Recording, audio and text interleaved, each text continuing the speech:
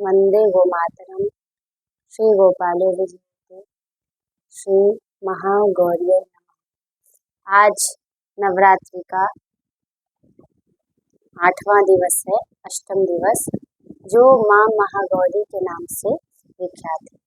आप देखेंगे कि क्रम जैसे हम लोग देख रहे थे, शैलपुत्री में भी माँ की सवारी वृषभ अर्थात नंदी थे, और अभी महागौरी अवतार में भी माँ वृषभ पर पुनः आरूढ़ हुई है। तो तात्पर्य क्या था कि वृषभ धर्म का स्वरूप है, और उस धर्म की रक्षा के लिए ये अनेक अस्त्र शस्त्र देवी धारण करती हैं, और धर्म की रक्षा करते हुए फिर उसका हस्तांतरण अपने अंशों में करती हैं, स्कंद के रूप में।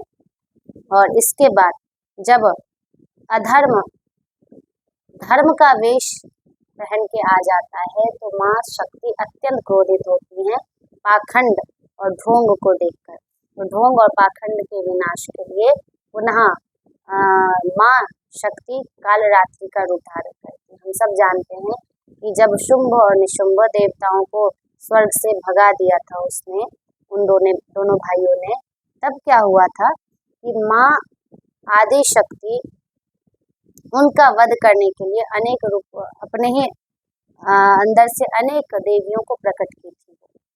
तो शुंभ निशुंभ उस समय क्या किया था, उसने सभी यज्ञ भागों को वो अपने लिए, वही यमराज का भी कार्य करने लगा, वही इंद्र का भी कार्य करने लगा, वही सूर्य चंद्र सबका कार्य करने लगा, तात्पर्य अपनी इच्छा अनुसार।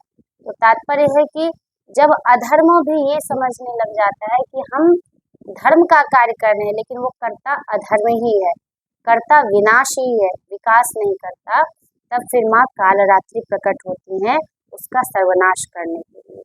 तो ये बहुत आवश्यक है जीवन में ये जानना कि कहीं हम ऐसा तो नहीं है कि नाम ले रहे हैं धर्म का लेकिन कर रहे हैं अधर्म। जैसे कि हम सब किसी निर्बोध प्राणी की हत्या करते हैं पशु बलि के नाम पर, जैसे कि हम नवरात्रि तो बहुत सुंदर सभी का पूजन करते हैं नव दुर्गा का, लेकिन अपने ही घर की स्त्रियों से गाली गलौज करते हैं, रास्ते में निकलते ही माँ बहन की गाली देते हैं, है ना।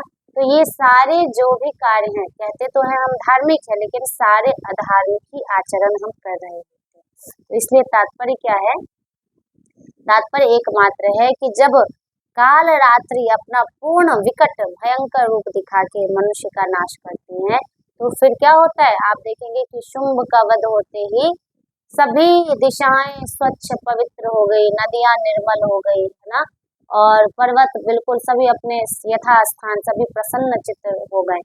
तात्पर्य क्या है, जैसे आप अभी देखेंगे कि हम सब नदियों को गंदा कौन करता है, हम और आप, है ना, चाहे वो कारखाने वाले हों, चाहे हम जानबूझ के जाके स्नान के ही बहाने धर्म के ही आड़ में अधर्म करते हैं ना, उसमें प्रदूषण फैलाते हैं। आज अष्टमी है, नवमी, उसके बाद फिर जब विसर्जन होगा माता का, इतने बड़े बड़े स्वरूप का विसर्जन करेंगे कहाँ, क्योंकि जल का भी अब अभाव है। माता पूर्ण रूप से विसर्जित होती भी नहीं है, और जो जिस नदी में दिया जाता है उनको, तो वहाँ भी कहीं ना कहीं उनको अपमानित तरीके से ही विसर्जित किया जाता है, क्योंकि विसर्जन का तात्पर्य होता है कि पूर्ण रूप से जब वो नदी में उनका पूर्ण जो मूर्ति विग्रह है वो घुल मिल जाए, तो उसको असल में विसर्जन माना जाता है। तो इसलिए हम सबको ये समझने की आवश्यकता है कि अब कहीं ना कहीं ठीक है मूर्ति की पूजा करें, विग्रह की पूजा करें, लेकिन एक सीमित मात्रा में, लेकिन मूल रूप से हम प्रकृति के संरक्षण के बारे में सोचें। ऐसा नहीं है कि नदियों को गंदा केवल जो पुष्प हैं, मूर्ति हैं या कपड़े वगैरह करते हैं, कारखानों से भी जो आ रहे हैं, फैक्ट्री से जो गंदा पानी होता है ना, तेल इत्यादि जो भी है, तो उस पर भी कोई कानून नहीं लगा है। तो समझ में हमें ये बात आनी चाहिए कि प्रकृति का मतलब क्या है। हमारे नदी ही हमारी प्रकृति माँ है, दुर्गा माँ है, हमारे पर्वत ही हमारे माँ का अंश है, और स्वयं पर्वत की वो पुत्री भी है, वो स्वयं भी उसकी अंश है। उनके ही सारे ये जितने भी देख रहे हैं हम, जिनसे हमें जीवन जीने का साधन मिलता है, वो सब कौन है, वो स्वयं माँ भगवती दुर्गा ही। इसलिए ये बातें हमें समझना बहुत आवश्यक है कि हम अब अपने धर्म के स्वरूप को, अपने पूजा की पद्धति को केवल क्या एक विग्रह तक ही सीमित रखें या फिर अपने नयन को विस्तृत करें, अपने दृष्टि को विस्तार की ओर ले जाएं। तमसो मा ज्योतिर्गमय, है ना, इस ओर अगर हम ले जाएंगे तो भी तभी सच मानिए माँ प्रकृति जो स्वयं दुर्गा स्वरूपा है, जो स्वयं शैलपुत्री है, महागौरी है, वो प्रसन्न होंगे। तो महागौरी आप देखेंगे कि सभी में जो माँ भगवती है वो रक्त वस्त्र धारण किए, लेकिन महागौरी अवतार में उन्होंने श्वेत वस्त्र धारण किया। ब्रह्मचारिणी में भी किया है और बाकी महागौरी अवतार में उन्होंने श्वेत वस्त्र, श्वेत किसका प्रतीक है? पवित्रता का, स्वच्छता का, निर्मलता का। कमल शांति का प्रतीक है। उसके बाद उनके हस्त में एक डमरू है, डमरू जो शब्द का, ज्ञान का प्रतीक है ना। तो और वृषभ जो धर्म का प्रतीक है। तो धर्म, ज्ञान, ज्ञान रूपी धर्म से जब हम धर्म का आचरण करते हैं, ज्ञान, आत्मज्ञान प्राप्त करते हुए जब हम धर्म का आचरण करते हैं, तभी जाके सच मानिए कि हम महागौरी माता को प्रसन्न कर पाते हैं।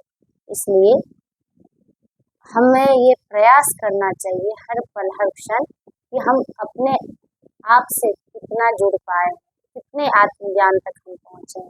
क्या हम अभी भी समाज के दिखाए हुए, संसार के दिखाए हुए भोगों की तरफ भागे जा रहे हैं, या फिर उन भोगों का उपयोग करते हुए एक योग और एक समाधि, वैराग्य, ज्ञान पूर्वक धर्म का आचरण करते हुए अर्थ, काम, मोक्ष, है ना, इन सब की अभिलाषा कर रहे हैं।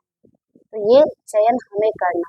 अगर अभी भी हम इन सभी भोगों को भोग कर भी सुखी नहीं हो पा रहे हैं तो सच मानिए क्योंकि इसमें सुख आनंद है ही नहीं। तो किसमें आनंद है? एकमात्र आत्मज्ञान, आत्मबोध। इसलिए आत्मज्ञान बिना नर भटके कोई मथुरा कोई काशी। कितना भी हम भटक लें, जब तक आत्मज्ञान नहीं होगा तब तक समझिए कि हमारा जीवन व्यर्थ था, है और चला जाएगा।